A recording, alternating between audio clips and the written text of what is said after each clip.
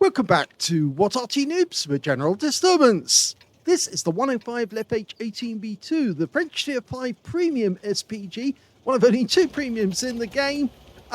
This one's located on the northeast corner of Live Oaks, and it's under the command of Appa561 of OLIMP.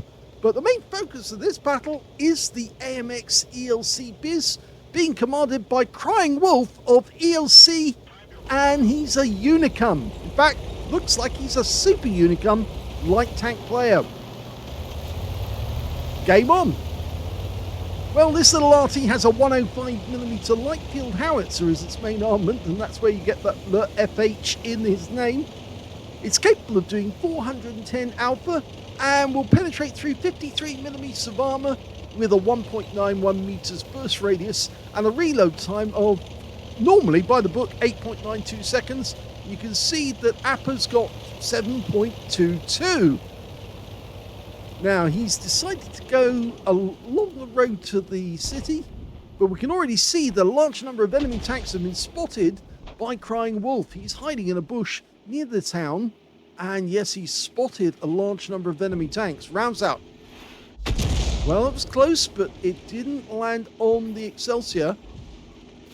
He's just trying to get dialed in. Rounds out. Yes, that Excelsior is moving very quickly. He's trying to spot where the enemy is. Can't see them at the moment. We've got another Arty on our team, and he's a little way behind us. He's in a Hummel, and he's firing at the enemy on the other side. No, still hasn't dialed in.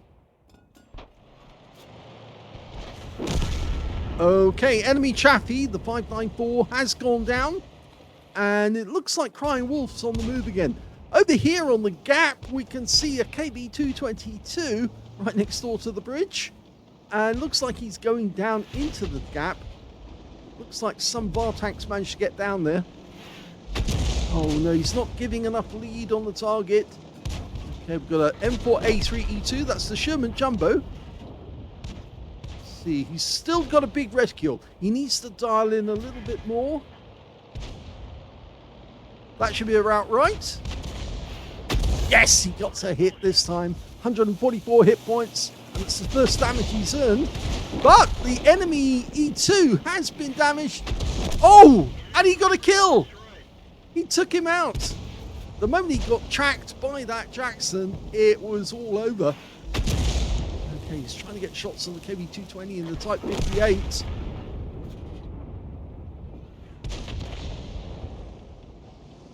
We're looking at the battle from Appa561's first perspective, and then as soon as his battle is over, we'll switch to Crying Wolf and see how he gets on. Okay, Excelsior, rounds out. Oh, unfortunately, we lost our Excelsior there. He got ganged up on 3 enemy tanks bunched together. In fact, it's not looking so good in the town now. There's 3 enemy tanks together and there's only 1 Skoda. Oh, he did get a good hit there. And we've got a Porlac nearby. Okay, he's trying to get line up on that Excelsior. Yeah, that was a bit late, that shot. Let it settle, let it dial in. There's the Skoda. Just reshot autoloader. Lined up on the Excelsior. Oh, KV1S in the background. That's the guy that killed the Excelsior. He fires one in, gets a hit on the front. He's going to try again. Rounds out. Well, it's close. And unfortunately, we lost the Skoda. The T-3485M got him from across there, just across the street.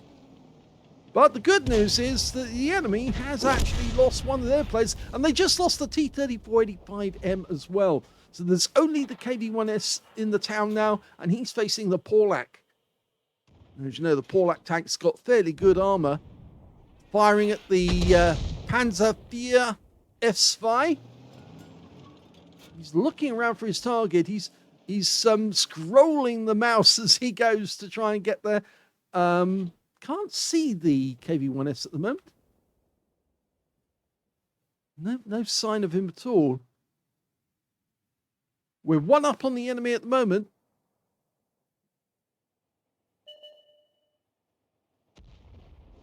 Okay, there's the KV-1S. He switched over, went south, and now he's trying to get around the Porlac.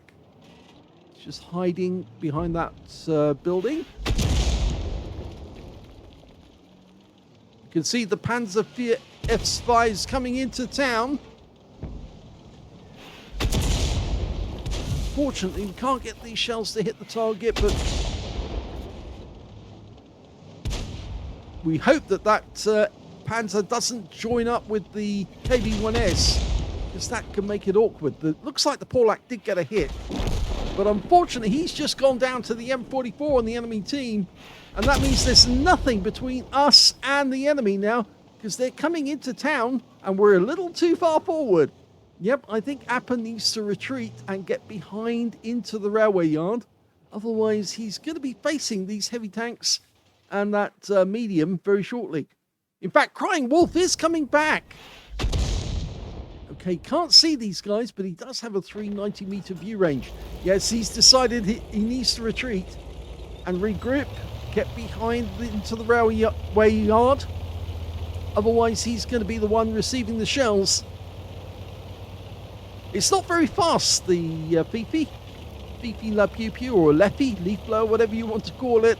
It's only got a maximum speed of 28 kilometers an hour, but if you do put a turbo in, it does go a bit quicker. We still can't see the KV-1S or the Panzer IV. Well, in fact, the Panzer IV has come into sight now, and it looks like Crying Wolf's in a position where he can actually get shots on the enemy. I think we can shoot from round about here. That's better. Okay, he's going to the aim. Well, we've got the KV-1S in sight. Let it settle. Let it dial in. Don't shoot too soon. That's better. Now line up and rounds out. Well, that landed right next door to him and he's moving. He obviously upset him. Okay, we can't see him now, but there he is. He's getting spotted by Crying Wolf in his AMX. The building's in the way at the moment. Oh, it looks like Crying Wolf's going to get him.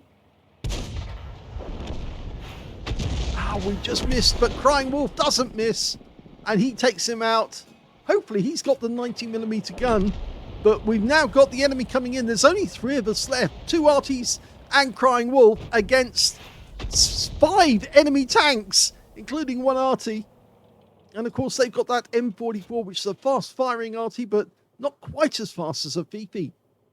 Well, the enemy's fairly close. There's a Stug and a Skoda. There's the Stug. Well, the first shot doesn't hit the target. He needs to take out that box tank. That's the big threat. And he does get a hit. Unfortunately, we lost the Hummel. He was too far forward. Go for the box tank. Well, he puts a round into the Skoda T24, but he needs to get rid of that box tank quickly. 13cm gun, he can do a lot of damage. And the Skoda takes another big hit. He's now 1 shot. And we're almost ready. We take a hit. And we miss the Skoda. Oh, we're now taking fire.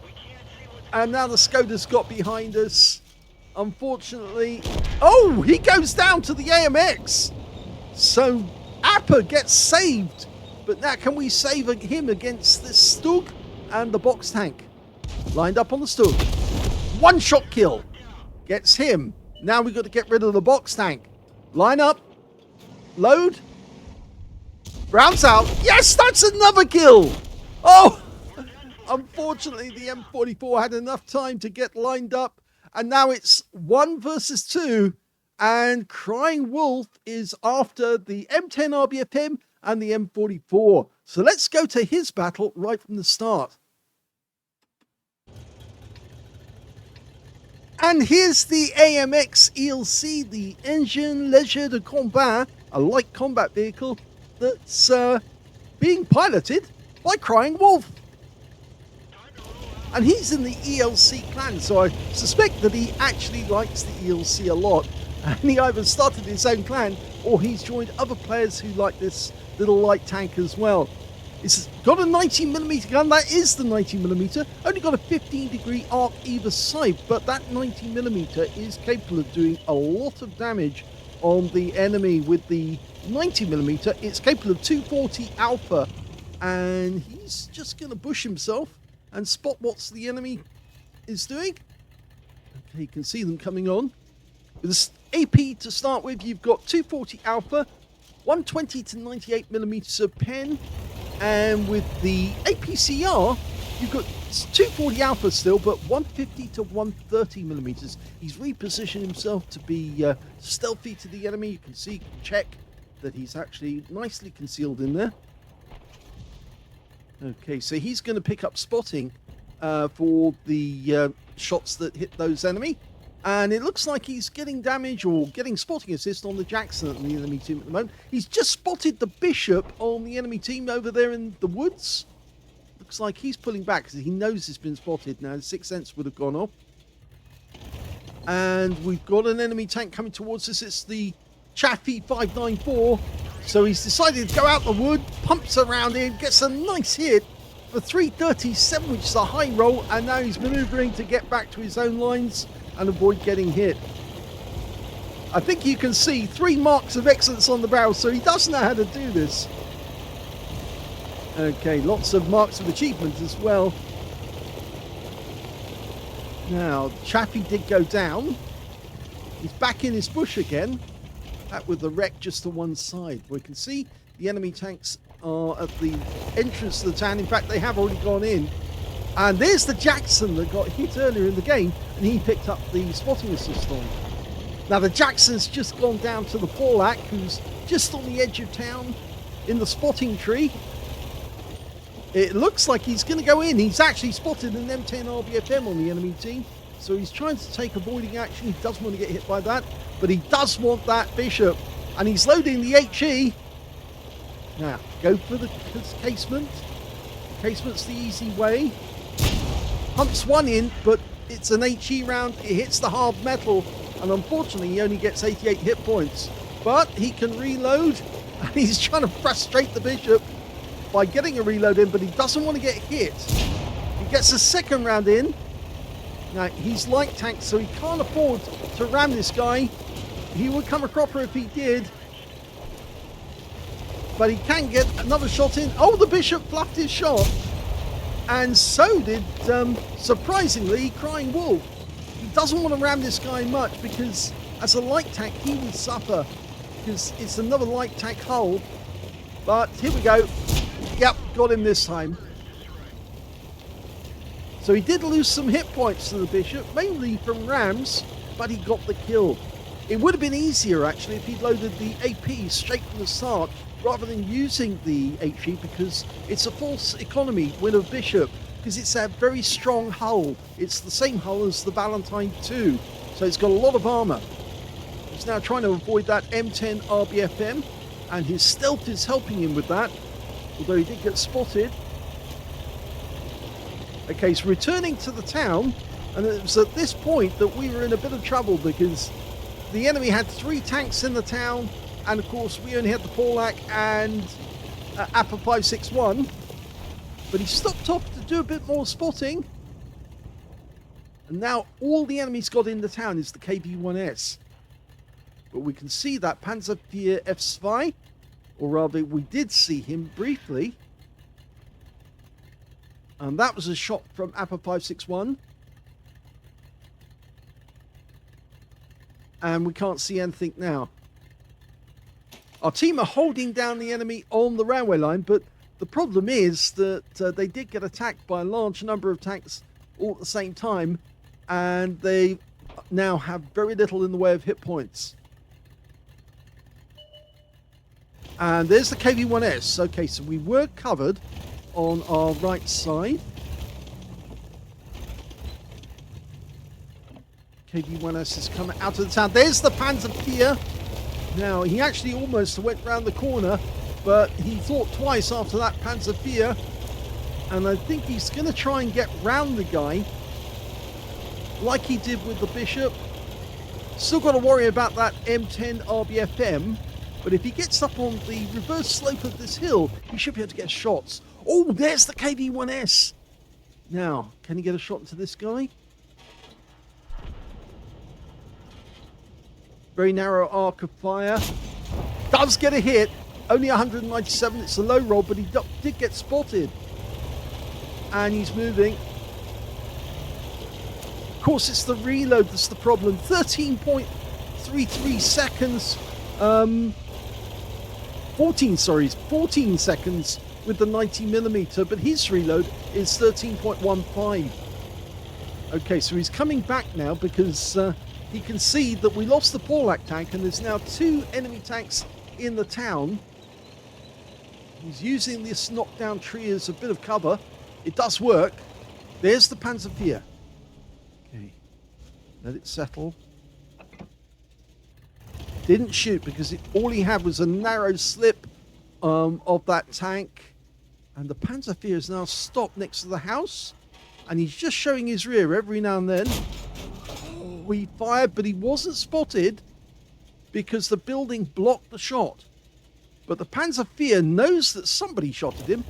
He just doesn't know where they are. And it's coming on. Oh, and it hit the tracks. And now he has to move. And there's the enemy KV-1S. So he's now trying to reposition to avoid getting shot at. Rounds are coming in at him, but he needs to get rid of that Panzerwehr F-Spy, otherwise he'll get caught in the crossfire. So he's coming up, and the gun drops. Nice kill. Now, can he get that KV-1S? He's reloading, using the building for cover. He's going to come in behind the guy, because that guy's looking at the Arty and he's forgetting there's a tank behind him. Get close. Yes! Perfect shot. At close range, you can't miss, and he was locked on. So now, Crying Wolf has 3 kills, and we can see Appa561's got 1. There's still 5 enemies out there. Unfortunately, he's the last tank on his team, and there's 4 enemy tanks against him and 1 Arty, and it's the M44. Here they come. There's the Stug, the box tank, and the Skoda, and he's taking them all on at the same time. Now he locks onto the box tank and he puts a round into his rear, and it's a big hit. Makes the box tank turn around and ignore the PP. The Skoda, though, he continues. We're getting the reload done, and yes, look at that box tank. He's paying attention to us. He's not paying attention to what's going on in front of him, and he should be. Now, can we get a shot on that Skoda? We've locked on. He turns, stops, and good shot. Saves Appa561 from a fate worse than death. Well, losing in the face of the enemy. And now he's going after the box tank, who again is still looking in our direction. And the enemy just lost their Stug. The box tank's still paying attention to us. And Appa561 puts the round in that kills the box tank, but the M44 finishes off Appa561 as he's maneuvering. So now he's facing 2 enemy tanks, an M44 and an M10 RBFM, the same M10 that saw him the last time, but he was on a different side of the battlefield. Now, as you know, the M10 RBFM is basically the French Marine version of the Wolverine. Now, he's been spotted. He's trying to get into a position where he can ambush the M10. The M10 only has a 76mm main gun. He's got a 90mm. And considering the number of hit points that Crying Wolf has, he could take a couple of hits, but that enemy Arty is going to be the problem. The M44 is going to keep pumping rounds in, so Crying Wolf's decided that he's better off ambushing that guy as he gets close to the cap area. He has to come in. If he's going to take this game, he has to try and find where Crying Wolf's gone. Lovely 3 marks of excellence. Shows he really loves this tank. Now, he could go after the M44, take him out the game, because there's only a few places he's likely to be. I'm wondering if he is actually going to set up an ambush for the M10 now. I think he does want to get at it from a different direction. Seeing as he's a light tank, he's got light tank camo capabilities, which means obviously he's got more stealth. Now, the ELC was actually designed in 1955. It was supposed to be an airborne tank. It was actually going to be a very, very lightweight. There's the M44. One round, and that's it. So now it's one-on-one with an M10 RBFM. Now, two French tanks together. Would you thought it? Okay, now, I'm sure the M10 has turned around and come all the way back.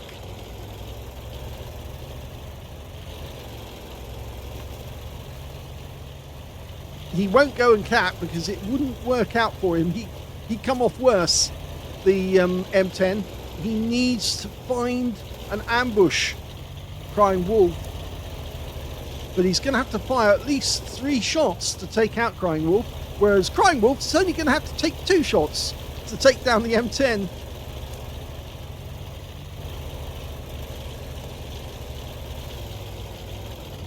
It's that alpha in the end, you see. 240 alpha for his 90mm means he only needs 2 rounds to get it. He's also got 5 kills, which means he could get a top gun, or he will get a top gun if he kills the M10. Now, where is he? Oh, we found him! Now, can he get a shot at this range? Yes, he can. He's got to dial in. It's a long aim time with this tank. And no, he's not going to get a shot that way. Okay, the M10's turned to face us. He's trying to use his gun depression. He's got 10 degrees. You can see Crying Wolf has only got 5 degrees on the ELC. That's because the gun goes out over the engine deck, which means it's very difficult for him to drop the gun. The gunner is the commander. He's also the loader. The driver, well, he just drives. Gets a hit. That's 1. And it's a high roll, 248. 1 more shot, he wins the game.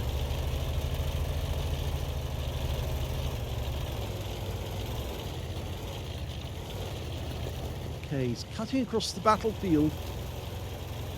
We can't see the M10, but he probably can't see us either at the moment.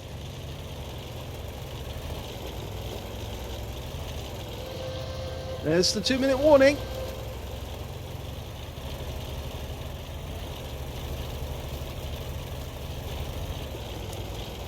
It's getting close. Has the guy moved away? Let's see. And there he is, and we've got him by the ass. He doesn't know we're here. Well, he does now because 6 cents just went off. And that's winning the game for Crying Wolf in the AMX ELC. Well done. Guns up. Here's the end of battle results, and that was an ace tanker game for Crying Wolf of ELC in the AMX ELC biz. He managed to get a spotter badge for spotting at least 1,000 hit points of damage, 5 for effect for doing more damage than hit points to his own vehicle, Pascucci's medal because he killed both enemy SPGs, the Bishop and the M44, a Top Gun for getting at least 6 kills, a patrol duty for spotting at least 6 enemy tanks and being the only one spotting them whilst they were damaged, and he got a scout medal. He actually managed to find and detect 9 enemy tanks in the game, and he spotted them right at the start because he went and placed himself where he could see the enemy trying to make their way to the town, and spotted 9. Yes, very well done. In fact, I don't think he spotted 9 right from the start. I think what he actually did is he spotted as many as he could and then found some of the other tanks later on in the game. His win rate from that one was 20,623. That's a very high score indeed. Well done. Let's have a look at team score. Well, we can see he definitely got the highest damage in the game, 2,063 hit points. The next highest scorer was the Hummel on his own team, who managed to get a Confederate and 1,614 hit points. And in third place, we've got the T-3485M on the enemy team with 1,521. We can see that Appa561 got 990, so he was one of the high scorers. And when it came to kills, we can see he's actually in joint second place because Crying Wolf managed to get 6 kills. 3 kills went to Appa561 and the Porlac tank, and on the enemy team, only their M44 managed to get 3 kills out of that one. When it came to base XP, he's got that one too. In fact, he's the only one to get over 1,000 base with 1,407, the second highest being the Hummel, who managed 754, followed by Appa561, who got 629. He fired 15 rounds, 15 19mm rounds, got 13 direct hits on the enemy and 11 penetrations. Damage and 1 splash as well. That was the HE round. I think he'll know better from now on that if it is something like a bishop, you really do need the armor piercing, not the HE, because if you hit with the HE, you probably won't penetrate and you'll more than likely have to keep firing again and reload. And in the intervening time, you may lose your AMX ELC because a bishop's got a hell of a howitzer, the 4.5-inch howitzer, and if he knows how to use it, then he'll probably take you out.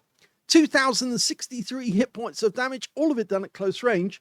He damaged or spotted 9 of the enemy, damaged 8 of them, killed 6 of them, and did 1,777 hit points of spotting assist in the game. Now, on a free-to-play account, he actually made a loss of that game of 21,555 credits, and that's mainly down to the consumables. As you can see there, 30,000 for consumables, and he did use some premium rounds as well.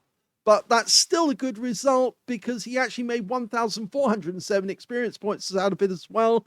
And as you saw, it was a very, very big win rate on the game. I'll just show the results for Appa561. He got a 3rd-class tanker out of it and a bruiser medal as well. And his win rate in that game was 2,315, so he was very good. And he did get 3 kills, as we saw. He took out the E2, the Sherman Jumbo. He took out the box tank, and that was a good one because that guy was trying to get Crying Wolf because he was aiming at Crying Wolf. He knew that Crying Wolf was the bigger threat, not the Arty, but because he was paying attention to Crying Wolf, he couldn't shoot at him, and that meant that Appa561 got the kill on the box tank, and he also took out the Stug as well, so that's quite nice. But what a great result. I'm pretty sure all of you can appreciate that when you get a light tank, and that light tank works in conjunction with your Arty, you can get absolutely fabulous results. But the light tank does well out of it as well, and this one certainly did work. I hope you all enjoyed that dual perspective replay. It's always nice to get one of those. Unfortunately, it does take a lot of time to actually set them up and get them processed, and that's why I don't do them as often as I should. I do have some still to do, and unfortunately, I do apologize to those who I haven't actually done them yet. I will try and get around to them as soon as I can. But it was an interesting battle, seeing it from both sides, so that we got to see exactly what happened in the end when Crying Wolf came round and took out the enemy and won the game for his team. If you enjoyed that replay, please give this video a like, do subscribe to our channel, leave a little comment down below because it feeds the algorithm, gets your videos noticed, and thank you for watching.